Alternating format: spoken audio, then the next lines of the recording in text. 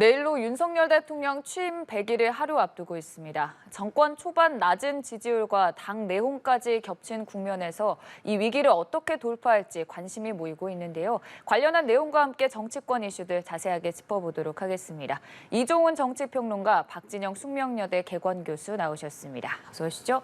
안녕하세요. 우선 내일이면 윤석열 대통령 취임 100일을 맞는데 100일 기념 100점 만점으로 점수를 조금 매긴다면 몇 점 정도를 줄 수 있을 것 같습니까? 여론조사에 나와 있지 않습니까? 30점 근처 낙제점이라고 저는 뭐 생각이 들고요. 실제로 이제 그 윤석열 정부라고 표현했습니다만은 대통령 개인에 대해서 좀 집중되는 것 같아요. 과연 대통령의 태도와 자질 문제에 대해서 국민들이 수긍하고 있지 않다. 뭐 저는 그렇게 보여지고요. 결국은 대통령이 국가 비전이라든가 정책 이런 것들을 보여준 건 전혀 없습니다. 다만 뭐 도어 스태핑이라든가 이런 행태의 변화, 홍보 방식의 변화 이런 것들을 추구했다라는 측면에서 본질적인 점수를 받기가 어렵다.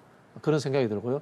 정치적인 부분에 있어서도 국정을 혁신하거나 또는 뭐 정치적인 통합을 한다거나 그런 모습을 보여줘야 되는데 전혀 그런 걸 보여주지 못했다. 그런 측면에서 저는 국민들이 굉장히 실망하고 있다.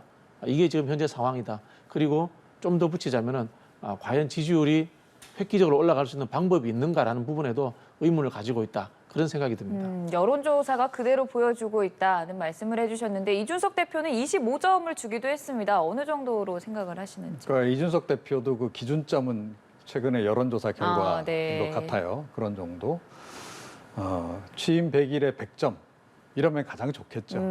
그런데 뭐 객관적으로 그렇게 좋은 점수를 주기는 좀 어려운 상황이 아닌가 이렇게 좀 생각을 하고, 조금 전에 말씀하셨듯이 그 뭐 여러 가지 지금 악재에 시달리고 있고, 그 문제는 그 악재를 이렇게 벗어날 만한 그 역량이 과연 있는가에 대해서 국민들이 많이 의구심을 갖고 있다. 근데 한마디로 요약이 되는 것 같아요. 인사가 만사다. 역시 사람을 잘 써서 이 위기를 돌파해야 되는데 그러지를 못하고 있는 것 같다. 그러니까 지금 현재까지의 위기도 사실은 인사 문제가 가장 컸잖아요. 그러니까 사람들을, 국민들이 보기에는 적재적소에 잘 기용했다라고 생각을 안 하고 있는 겁니다. 대통령실 인적 구성도 마찬가지고.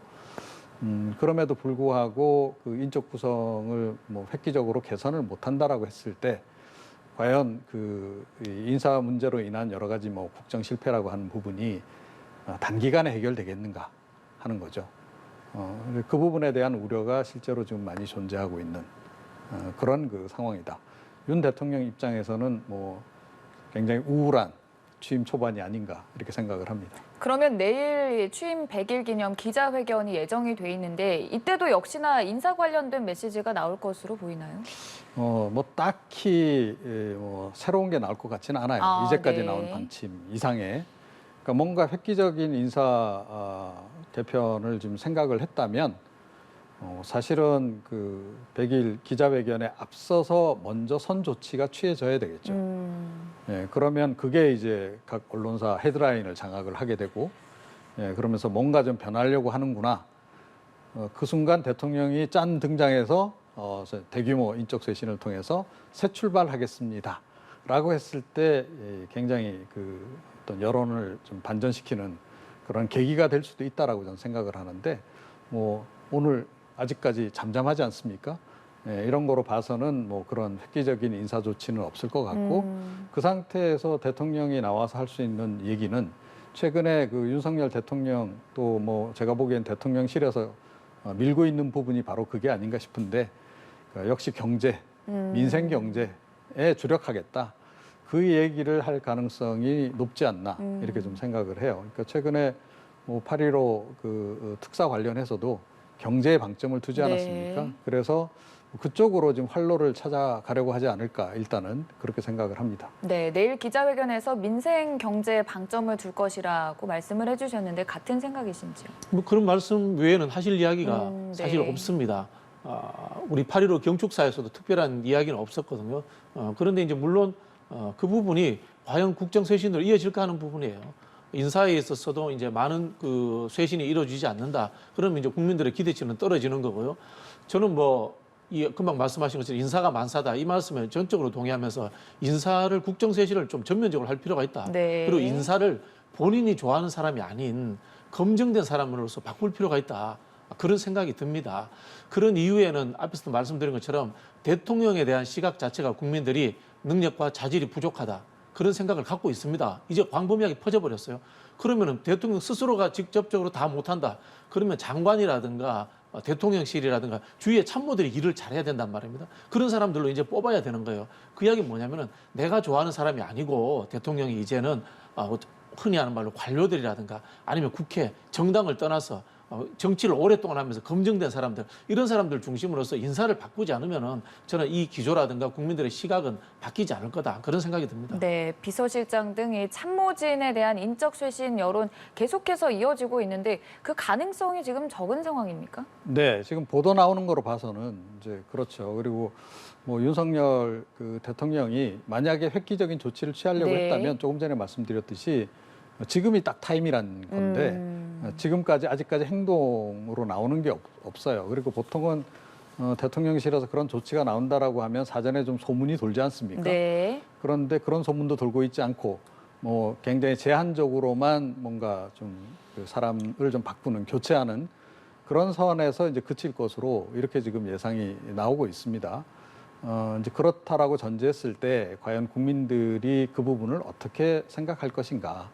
정말 새 출발할 마음이 있다라고 과연 볼까 하는 거죠. 그러니까 국민들은 지금 아주 근본적인 개편을 지금 요구를 하고 있는 겁니다. 네. 그러니까 간단하게 얘기하면 현재 팀으로는 안 돼. 이겁니다. 국민들은. 현재 팀 노. 이렇게 지금 단정을 지금 짓고 있다시피 지금 한 그런 그 상황이란 말이죠. 거의. 여론조사 결과가 그게 잘 보여주고 있다라고 좀 생각을 하고 네. 또 여론조사 결과 내용을 구체적으로 들여다보면 국민들이 무엇이 잘못됐다라고 이야기하는 부분도 명확해요. 첫 번째가 인사 문제 아닙니까, 그죠? 그 다음에 이제 민생이라든가 경제에 대한 관심도가 좀 떨어진다. 이 얘기는 뭐냐면 윤 대통령의 관심도가 떨어진다라는 얘기예요.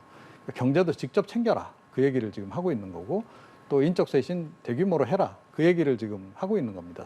그야말로 사람 다 싹 갈아치워서 새 출발하라라고 이야기를 하고 있는 거예요. 어떻게 보면 그거는 위기인 동시에 윤 대통령으로서는 기회이기도 한 거거든요. 뭐 위기가 곧 기회다 이런 얘기가 있는데 인사 문제만 잘 해결을 한다라고 전제해도 국민들 여론은 많이 반전이 될 것이다. 자, 그런데 그 모멘텀을 이번에도 좀 못 찾고 그냥 넘어가는 게 아닌가 이렇게 생각을 합니다. 네, 전면 개편 가능성은 좀 적다는 말씀을 해주셨는데 지금 뭐 얘기가 조금씩 나오고 있는 게 홍보라일에 김은혜 전 의원 발탁설도 있더라고요. 이게 좀 뭐 실현 가능성이 있는 겁니까? 그러니까 뭐 김은혜 전 의원이 뭐 이 분야 전문가인 건 맞죠. 그리고 대선 국면에서도 뭐 어찌됐건 많은 역할을 한 것 인정하고 또 그 역할에 대해서 윤석열 대통령도 만족하고 있는 것 같아요. 그러니까 이제 재기용설이 이제 나오는 건데 그런 개인적인 역량 또 이 분야에 대한 뭐 나름의 어떤 그 노하우 이런 거에도 불구하고 지금 이 시점에서 과연 적절한 선택인지는 잘 모르겠어요. 그러니까 얼마 전에 경기지사 술 마셨다가 낙선하신 분이잖아요. 네. 자, 그러면 보통은 이런 경우는 좀 그 약간은 좀 쉬는 기간을 갖고 재기용하더라도 그 뒤에 하는 것이 좀 맞다. 그리고 경기지사 패배와 관련해서 지금 보수 진영 내에서도 논란이 많은 거 아닙니까? 그러니까 왜 하필 김은혜, 특히 윤핵관 김은혜를 내보내서 패배를 했느냐.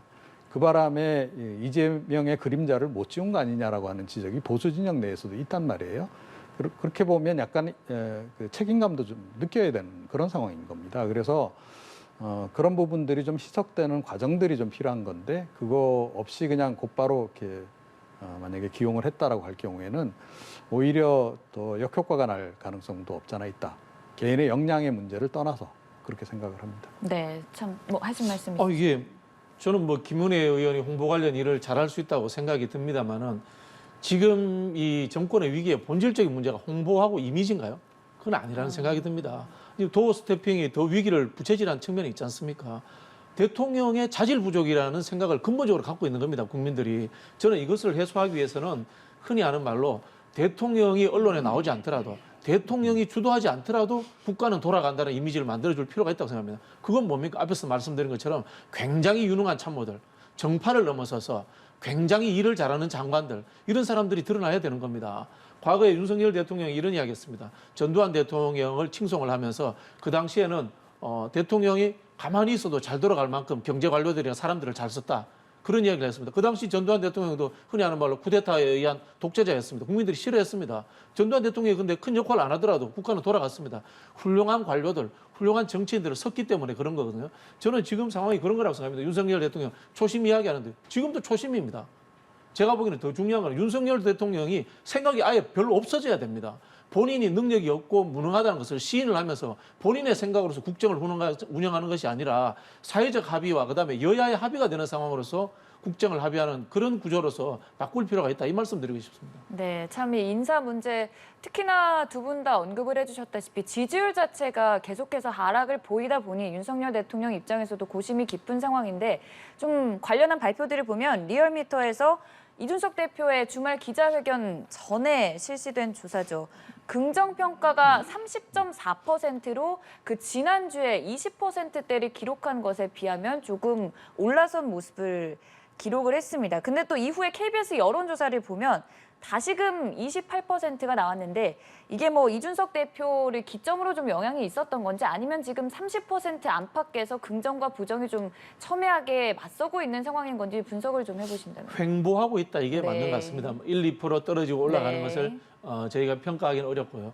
보통 이 보수 정권의 핵심 지지층이 TK, 그다음에 60대 이상, 주부층 이런 분들입니다. 근데 그런 쪽에서도 보면은 여론이 제법 빠졌어요.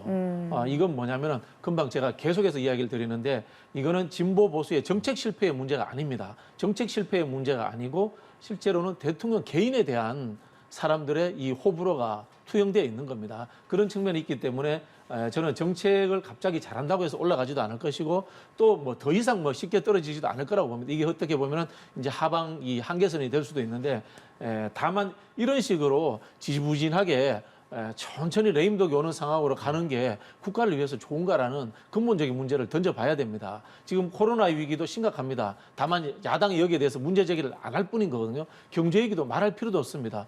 정치적인 이슈에 지금 경제 얘기가 묻혀 있는 상황입니다. 이런 상황들을 해결하기 위해서는 대통령이 여론조사, 뭐 본인도 뭐 신경 안 쓴다고 했습니다만은 여론조사를 넘어서는 특단의 조치가 필요합니다. 그것은 제가 봤을 때 말씀드린 것처럼 관료사회라든가 국회를 신뢰하고 그 속에서 인재를 뽑아서 국정을 전면적으로 쇄신하는 것 외에는 방법이 없다. 그 말씀 드리고 싶습니다. 네, 계속해서 전면 쇄신을 말씀해주고 계시는데 이번 지지율 어떻게 보셨는지요? 네, 뭐 유의미한 그런 변화로 보긴 좀 어렵다. 네. 아직까지는 뭐 1, 2% 조금 전에도 말씀하셨다시피 그렇게 유의미한 수치는 아니다라고 하는 거고요. 그리고 가장 중요하게 봐야 될 대목이 있습니다. 그러니까 뭐 흔히 이제 그 보수 핵심 지지층 한 35%, 진보 핵심 지지층 35%, 중도 30% 이렇게 편의적으로 우리가 전문가들이 그렇게 대략 이제 분류를 좀 하고 있습니다만 지금 그 35%도 안 나온다는 거예요. 그러면 그 원인이 뭔가를 잘 생각해 봐야 됩니다. 그러니까 그리고 이제 남아 있는 25%, 끝까지 윤 대통령을 지지하는 25%와 지금 좀 약간 떠나간 것으로 지금 분석이 되고 있는 10%의 그 핵심 보수층, 그 둘 사이에는 어떤 차이가 있는지를 좀 잘 봐야 되는데 주로 떠나간 그 보수층들은 제가 보건대는 뭐 약간 중도 성향이 강한, 흔히 이야기하는 뭐 건전 보수층이다. 그리고 이른바 애국 보수, 약간 극우 성향이 강한 애국 보수 세력들은 뭐 끝까지 지금 지지를 하는. 뭐 이분들은 무조건적인 지지를 보통 하기 때문에 뭐 진보 진영도 마찬가지입니다만 대략 그렇게 이제 봐야 됩니다. 그러면 이런 그 25%만 보는 정치를 계속 해 나갈 것이냐 하는 거예요. 제가 보건대는 윤 대통령이 인선도 그렇고 지금 말씀하시는 것도 보면 전반적으로 25% 지향적인 발언을 많이 하세요. 그런 것들도 상당한 영향을 끼치고 있다라고 하는 겁니다. 그래서 그 건전 보수 떠나간 10%부터 일단 되찾아 와야 될 거 아니에요? 그럼 그분들 지향의 뭐 정책을 과연 뭘 해야 되겠는가를 좀 잘 고민해야 되는 거죠. 그리고 그분들도 요구하는 거는 다른 분들, 다른 국민들이 요구하는 거하고 크게 다르지 않다라고 생각합니다. 그러니까 인적 구성 다시 해라 하는 그 명령은 뭐 모든 국민들에게 지금 공통된 그런 그 것이다. 그리고 심지어 뭐 이른바 애국 보수라고 하는 분들 사이에서도 어쩔 수 없이 지금 지지는 하고 있지만 불만이 상당히 지금 팽배해 있어요. 제가 가끔 이렇게 만나보면 그분들도 인사에 대해서는 불만이 굉장히 많습니다. 그렇다라고 전제한다면 그 민심을 빨리 읽어야 된다. 그리고 어떻게 뭐 대충 뭐 이렇게 아픈데 뭐 약간 좀 약 좀 바르고 밴드 좀 붙이고 이러고 넘어갈 수 있지 않을까 이런 생각을 좀 하는데 그거야말로 굉장히 안일한 사고다. 그걸 이제 저는 그 천수답 통치라고 생각하는데 그야말로 하늘에서 비가 내리기만 기다리고 있는 거죠.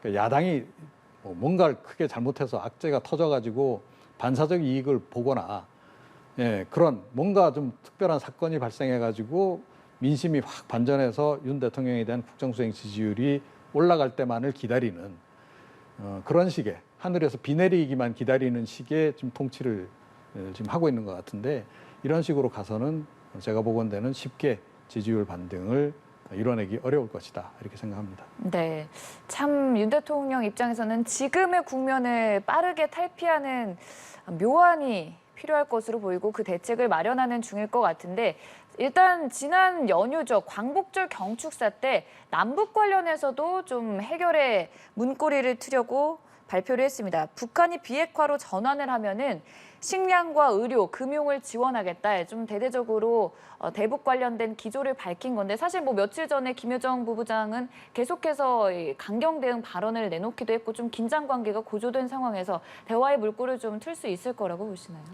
글쎄요, 뭐 윤석열 대통령은 담대한 구상이다 이렇게 표현하셨는데 제가 보기에는 자다가 봉창 두드리는 구상이다. 뭐 그런 생각이 듭니다. 말씀하신 이제 비핵화 때 경제 협력을 하겠다는 이야기는 20년 동안 해온 이야기입니다. 20년 동안 해왔던 이야기고요.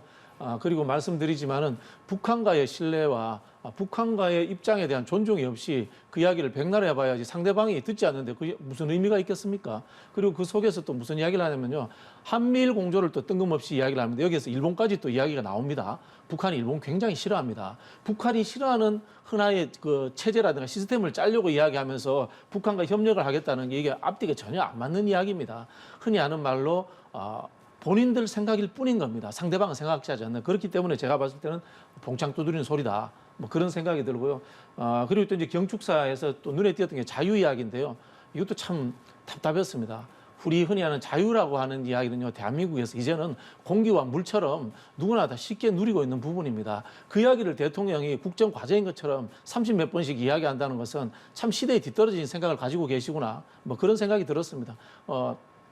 딱 해놓고 이야기해서 참 기대치를 너무 떨어뜨리는 그런 경축사였다. 이 말씀 드리고 싶습니다. 네, 대통령의 광복절 경축사 어떻게 들으셨는지. 네. 뭐 이 이상의 뭔가를 내놓기는 좀 어렵지 않았을까 이렇게 좀 생각을 해요. 그런데 이제 문재인 정부 때하고는 확실히 좀 다른 기조는 좀 느껴지죠. 뭐 자유를 강조한 부분도 역시 이제 그 부분인 거고, 지금 우리 민주주의, 자유민주주의 가치를 뭐 어찌됐건 더 강조해 가는 것, 그게 보수의 한 특징이니까 그 부분. 그다음에 일본과의 관계 개선, 그러니까 한일 관계 개선을 통해서 뭐 어찌됐건 그 한미일 공조를 강화시키겠다라는 부분. 그러면서 이제 동시에 그 담대한 변화 부분을 좀 언급을 좀 했는데요. 그게 과연 뭘까 하는 거죠. 그게 쉽지는 않을 거다라는 겁니다. 문재인 정부 5년 동안도 사실은 뭔가 일이 잘 풀리는 것 같았는데 결과적으로는 잘 안 풀렸다는 거죠. 최근에 북한이 그 김여정 부부장 그 뭐 논평을 통해서도 나왔지만 북한이 지금 가장 요새 신경 거슬러 하는 부분이 하나가 있죠. 대북 전단입니다. 대북 전단 통해서 코로나 바이러스도 넘어오고 있고 이런 식으로 해서 근데 그 결국 이야기하고자 하는 바는 대북 전단 지금 자꾸 보내는 거 이거 중단시키라는 얘기를 지금 하고 있는 거거든요. 좀 약간 실리적으로 접근을 좀 해야 되지 않을까 저는 그런 생각이 좀 들고요. 그리고 이제 그 원칙과 실리 사이에서 어찌됐건 남북한 관계에서는 좀 줄다리기를 해야 되는 측면이 분명히 존재합니다. 그래서 어느 한쪽으로 확실하게 방향성을 갖고 가는 건 늘 좀 위험한 부분이 존재하는 거고요. 뭐 그래서 사실은 뭐 어제 대통령 발언 내용 중에서 따지고 보면 특기할 만한 것은 별로 없었다. 그렇게 저는 생각을 합니다. 네. 여기서 정부 얘기는 마무리 짓도록 하고 양당 상황 좀 나눠보도록 하겠습니다. 국민의힘에서는 일단 오늘 중에 비대위원회 위원들의 인선이 발표될 것으로 전망되는 상황인데 6명이죠. 여기서 지금 친윤계는 배제될 것이다. 뭐 이런 여러 가지 얘기들이 나오고 있습니다. 네, 뭐 나와 봐야 알겠습니다만 네. 글쎄요, 그 국민 기대에 좀 흡족할 정도의 수준일까? 거기에 대해서는 좀 이제 회의적이고요. 주호영 지금 위원장 같은 경우에는 혁신형을 자꾸 강조하고 있지 않습니까? 네. 혁신을 강조하고 있는데 실제로 혁신형으로 좀 가기가 구조적으로 어려운 거 아니겠습니까? 그래서 결국은 이제 관리형 비대위로 갈 수밖에 없는데 관리형 비대위로 간다 하더라도 국민들이 지금 국민의힘에 무엇을 원하는가 하는 거를 잘 좀 읽어야 된다라고 봐요. 그러니까 국민들이 원하는 것은 일단은 윤핵관들을 이선으로 물리라는 그거라고 저는 봅니다. 그런데 과연 그것을 지금 해낼 수 있겠는가, 주호영 위원장이. 물론 이제 주호영 위원장도 개인적으로는 뭐 약간 좀 욕심도 좀 있는 것 같고, 자기 정치 차원에서도 뭐 윤핵관들을 조금 배제하고 싶은 마음이 전혀 없지는 않은 것 같아요. 그런데 과연 그거를 해낼 수 있을까 하는 거죠. 그러니까 제가 보건대는 좀 외부 위원들을 많이 포함시켜야 된다라고 보는데 네. 지금 뭐 한두 명 정도 뭐 이런 정도 얘기가 좀 흘러나오고 있어요. 또 외부에서 모셔가더라도 정말 그 쓴소리를 할 수 있는 분을 모셔가야 되는데 과연 그런 분을 모셔가겠는가. 기존에 국민의힘 주변에 있던 그런 누군가 또 윤석열 대통령 캠프 주변에 있던 뭐 누군가 뭐 이런 식으로 구성한다 그러면 사실상 뭐 이게 친윤계하고 별 다를 바가 없다는 거고 뭐 당내에서 사실은 요즘에 비윤계라고 얘기할 만한 인물이 또 별로 없습니다. 예, 다들 그 뭐 윤핵관이기를 원하는 그런 분들이 좀 많아서 당내 인사를 뭐 나름 계파 조정을 좀 해서 친윤계로 이렇게 공개적으로 확인이 안 된 그런 분을 포함시킨다 하더라도 제가 보건대는 큰 차이는 없지 않을까 이렇게 생각을 합니다. 네. 일단 내일까지 비대위 출범 관련 절차를 모두 마무리 짓겠다고 주호영 비대위원장은 밝혔고 또 내일 공교롭게도 이준석 대표의 가처분 신청 인용 결과가 발표가 되지 않습니까? 그 가능성 높다고 보시는지요? 글쎄요, 뭐 일각에서는 인용될 가능성도 있다라고 뭐 네. 이야기를 하더군요. 근데 제가 이제 정당의 관례적으로 봤을 때 정당은 인용이 되더라도 당연 당규를 개정하거나 후속 조치를 통해 가지고 그걸 회피하려고 할 겁니다. 그런 부분에서 저는 이준석 대표의 의중이 100% 이렇게 국민의힘을 공격하는 것이 받아들여지지는 않을 것이다. 그런 생각이 드는데요. 다만 금방 비대위 이야기도 하셨습니다만은 비대위에서 가장 이준석 대표와의 갈등의 핵심이었던 권성동 원내대표 그리고 또 권성동 원내대표와 같이 뽑힌 성일종 정책위원장 이분들이 그대로 온전하는 상태에서 비대위를 만든다는 것이 과연 명분이 있는가라는 측면들 그리고 두 번째는 이준석 대표가 그 상황을 그대로 두고 볼 것인가 끊임없이 저는 그 이준석 대표가 공격할 것이라고 봅니다. 그런 측면에 있어서 지금 비대위를 어떻게 만들더라도 국민의힘이 이 위기를 탈출하기는 어려울 겁니다. 윤석열 대통령의 지지율이 20%대에 떨어졌는데도 쓴소리를 하는 국회의원이었고 모든 국회의원들이 아직도 윤핵관이 되고 싶어하는 것처럼 눈치를 보는 이런 상황. 저는 그렇기 때문에 지금 여당은 이 난국을 돌파할 수가 없다. 지속적으로 이준석 대표와의 갈등 국면으로 이어질 것이다. 그리고 비대위는 제 역할을 하기 힘들 것이다. 이 말씀 드리고 싶습니다. 네, 실제로 이준석 대표는 기자회견에 예고한 대로 오늘부터 또 전면적인 언론 인터뷰 체제에 나서고 있는 상황인데 지난달 초에 대통령 측과 자진 사퇴 시기를 조율한 중재안이 오고 갔다는 이 보도가 있었고 여기에 대해서 이준석 대표가 누가 얘기를 하길래 이런 제안에 거절했다 이렇게 입장을 밝혔습니다. 이제 끝까지 가는 거죠. 끝까지 간다라는 게 저는 뭐 양자에 다 책임이 있다는 생각이 듭니다. 대선에서 이겼던 대표를 쳐내는 과정들. 물론 뭐 이준석 대표가 대선 와중에서 이렇게 애를 먹였잖아요. 그런 부분들도 존재합니다만은 양자에 다 문제가 있다는 생각이 드는데요. 이준석 대표는 또 이런 이야기를 공개적으로 또 해버립니다. 어떻게 보면은 은밀하게 또는 이 물밑에서 이루어진 것들을 해버리면은 윤석열 대통령 쪽이라든가 또는 친윤 쪽에서 이준석 대표에게 어떤 제안을 하기도 힘든 상황이 되어버립니다. 이 이야기는 뭐냐면 이제는 서로가 사적으로 대화한다거나 신뢰관계가 아예 없다는 이야기입니다. 그럼 뭡니까? 결국은 여론을 등에 업고 누군가가 정치적 투쟁으로서 이기는 상황으로 갈 수밖에 없다. 뭐 이렇게 보여지고요. 이준석 대표는 법적으로 정치적으로 완전히 일을 할 수 없는 상황, 사법적 처리가 되는 상황이 되지 않는 한은 저는 끝까지 윤석열 대통령 측과 싸우지 않을까 그런 생각이 듭니다. 네, 교수님 말씀처럼 윤 대통령 그리고 윤핵관과 이준석 대표가 완전히 이제 결별한 거라고 보시는지요? 뭐 그렇게 봐야 되겠죠. 네. 그리고 뭐 그런 중재 시도는 저는 필요했다라고 저는 보는데 네. 그럼에도 불구하고 대통령실이 나섰다면 그건 문제죠. 대통령은 기본적으로 지금 당무에 관여하지 않겠다라고 지금 공개적으로 얘기를 하고 있는데 대통령실에 누군가가 나서서 뭐 자진 사퇴가 어떻겠느냐, 자진 사퇴하게 되면 우리가 뭐 이러저러한 것을 좀 고려하겠다. 뭐 이런 얘기를 만약에 대통령실에서 누군가 했다 그러면 잘못 나선 거다. 만약에 나서더라도 지금 당에 있는 사람들이 나서야 되죠. 권성동 원내대표가 나선다든지 그래야 되는데 지금 보니까 그 일처리도 좀 잘못한 측면이 없잖아 있다. 그리고 사실은 이준석 대표의 마음을 돌리려고 전제를 했다라고 한다면 그야말로 본인이 수용 가능한 정도의 수준의 뭔가 제안을 했어야 되겠죠. 정치적인 빅딜을 시도하려고 했으면. 그런데 그런 의사는 없었을 것이고 아마 선자진 사퇴 요구를 강력히 요구했을 가능성이 높지 않나 싶어요. 그건 이준석 전 대표로서는 받아들이기 어려운 그런 것이었겠죠, 당연히. 네. 그러다 보니 계속해서 제기가 되는 게 이준석 대표의 친당 가능성입니다. 일단 뭐 유승민 전 의원과 신당을 만든다 이 부분에 대해서 이준석 대표는 선을 긋긴 했지만 그 가능성 어느 정도로 전망을 하시는지. 뭐 그 가능성은 그렇게 높지 않다라고 네. 봅니다. 그러니까 과거에 그렇게 뭐 신당을 만들어서 나가서 정치를 했던 경험이 또 있잖아요. 예, 그런데 그 신당 프로젝트라고 하는 것이 지금 성공 가능성이 상당히 낮습니다. 그런 경험칙도 있고 그래서 게다가 이준석 대표가 그 당대표 당선된 이후에 당원이 굉장히 많이 증가했어요. 예, 아시다시피 뭐 좀 친 이준석계로 지금 보이는 당원들 숫자가 꽤 늘어났습니다. 그래서 차라리 지금 여론전을 통해서 오히려 당원 가입을 더 가속화시켜서 이준석계 당원 숫자를 더 늘리는 것. 그래서 그걸 가지고 향후에 정치를 당내에서 하는 것, 뭐 당권에 다시 도전을 하던 아니면 뭐 대권 주자로 나서건 이게 지금으로서는 훨씬 더 유리하다라는 생각을 이미 내린 것 같아요. 그래서 지금 그 방향으로 지금 움직이고 있다 이렇게 생각을 합니다. 네, 일단 당장 내일 법원의 심리 결과가 또 큰 분수령이 될 것 같은데요. 국민의힘 얘기는 여기서 하도록 하고 민주당 상황 짚어보도록 하겠습니다. 강훈식 의원이 중도 사퇴를 선언을 했습니다. 일단 뭐 반 이재명 단일화에는 선을 그은 상황이고 또 일각에서는 이재명 의원의 손을 들어준 게 아니냐 여러 가지 얘기가 나오고 있는데 어떻게 보셨는지요?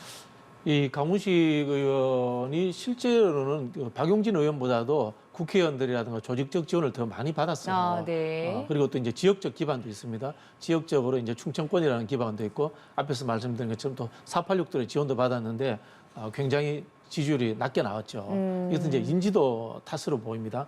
그러다 보니까 이제 본인이 내걸었던 세대 교체라든가 또 충청의 새로운 지도자론이나 이런 게 먹히지 않았기 때문에 조기에 사퇴하지 않았나 그런 생각이 들고요. 지금 이재명 후보가 70%를 넘는 상황에서 본인이 박용진 후보를 밀어줄 필요는 없습니다. 필요는 없다는 생각이 들고요. 박용진 후보를 밀어준다고 해서 박용진 의원이 이재명 후보를 꺾을 수 있는 게 아니지 않습니까? 그런 상황이고요. 또 한편으로 보면은 차기라든가 차차기에 봤을 때 박용진 후보와는 또 다른 경쟁 구도가 또 형성될 수도 있습니다. 아, 네. 그런 측면에서 저는 박용진 후보를 지지하지 않는 상황으로서 사퇴를 하지 않았나 그런 생각이 들고요.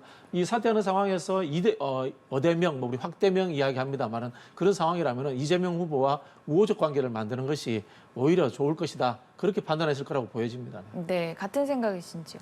뭐 저는 사실상 이재명 후보 지지 선언을 한 거다라고 네. 생각을 해요. 만약에 그야말로 박용진 후보를 지원할 생각이 있었다면 보통 이런 경우에는 사퇴하면서 뭐 박용진 의원을 지지합니다라는 발언을 한마디 얹었겠죠. 그런데 그 언급을 하지 않았어요.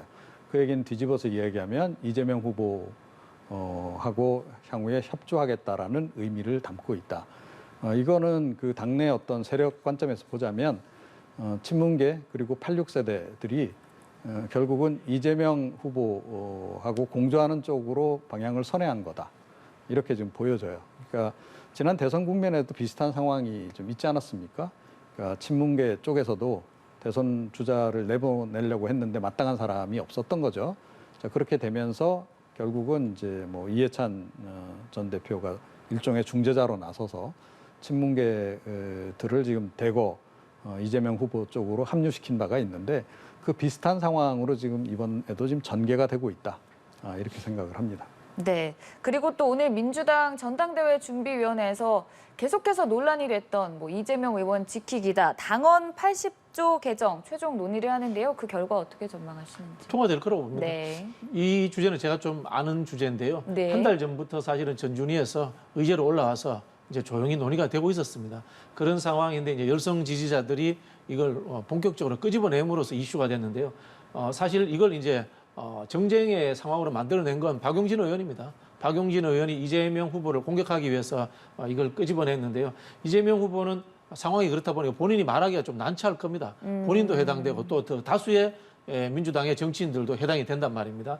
예를 들자면 지금 이 서훈 국정원장이라든가 뭐 당직을 갖고 있는지는 모르겠습니다만 박지원 전 국정원장 이런 분들도 지금 기소될 위기에 처해 있습니다. 이것은 전 정권과 현 정권의 이념적 차이에 의한 대결 구도로 가고 있는 거고 검찰권의 남용이라고 지금 민주당 쪽에서는 보고 있는 상황인 겁니다. 이런 일들이 있기 때문에 고치자라는 의견들이 한 달 전부터 나왔던 겁니다. 네. 나왔던 건데 뭐 오비락이라고 할까요? 이재명 후보와 연관시키는 그런 측면들이 있었는데요.